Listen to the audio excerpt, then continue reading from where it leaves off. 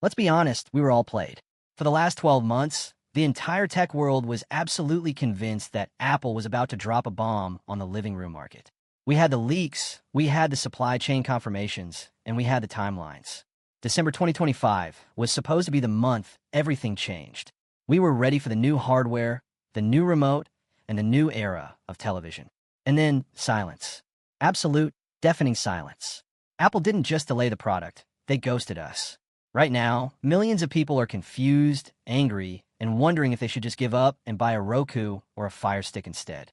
But I'm here to tell you to stop. Put your wallet away because what is happening behind the scenes at Apple isn't a failure. It is a trap. And if you buy the current Apple TV 4K today, you are walking right into it. The delay to 2026 isn't because Apple ran out of parts or had a manufacturing glitch. It is because they are preparing to kill the competition once and for all. What's coming isn't just a streaming box. It is a Trojan horse that is going to redefine gaming, artificial intelligence, and the entire smart home ecosystem.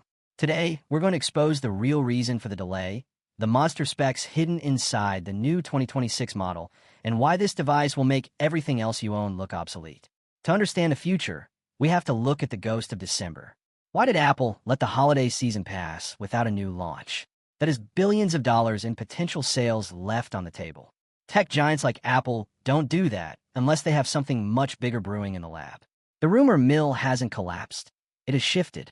The narrative has moved from a simple refresh to a total revolution. Apple realized that releasing a slightly faster box in 2025 would be a strategic disaster. Why? Because of the AI war. If Apple had released a box with the A16 chip last year, it would have been dead on arrival. It would have been a dumb device in a world rapidly moving towards smart, generative intelligence. The delay proves that Apple is realigning the Apple TV to be the centerpiece of Apple intelligence. This is the big philosophical shift. They're no longer building a movie player.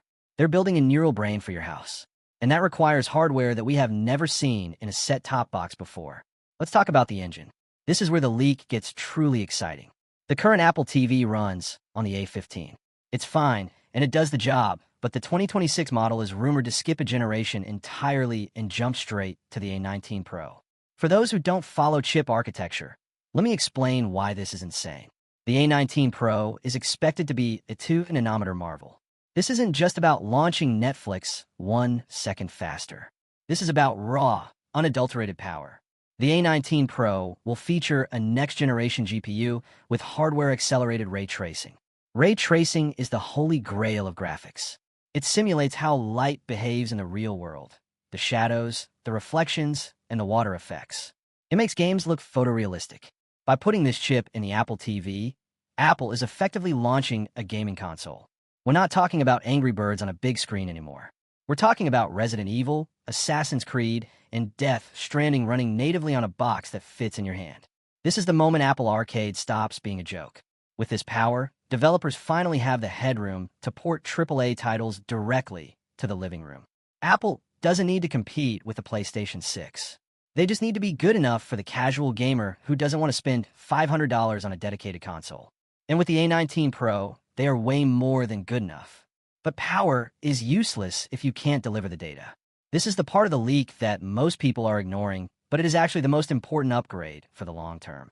It is called the N1 chip. This is Apple's custom-designed solution for wireless connectivity.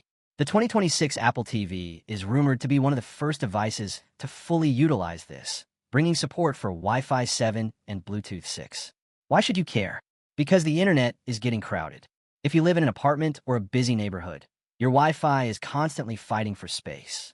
Wi-Fi 7 is like building a private highway just for your data. It offers dramatically lower latency and higher stability. This means when you're streaming a massive 100 gigabytes 8K movie file, there is zero buffering. When you're cloud gaming, there is zero lag. And Bluetooth 6? That is for the gamers. Input lag is the enemy of gaming. You press a button on your controller, and there is a tiny delay before the character moves on screen. Bluetooth 6 shaves that delay down to imperceptible levels. It also allows for more stable connections with your AirPods, so you can watch movies at 3 in the morning with theater-quality sound without waking up the house. This N1 chip is the unsung hero that makes the whole experience feel like magic. Now we have to address the elephant in the room, Siri. For the last decade, Talking to your TV has been a painful experience. You ask for a movie, and it gives you a web search. You ask for a specific genre, and it gets confused. It has been the weak link in an otherwise great product. The delay to 2026 is almost entirely because of this. Apple is rebuilding Siri from the ground up, powered by large language models. But here's the catch: privacy. Apple refuses to send your private conversations to the cloud to be processed. They want it all done on the device. That old A15 chip simply couldn't handle that.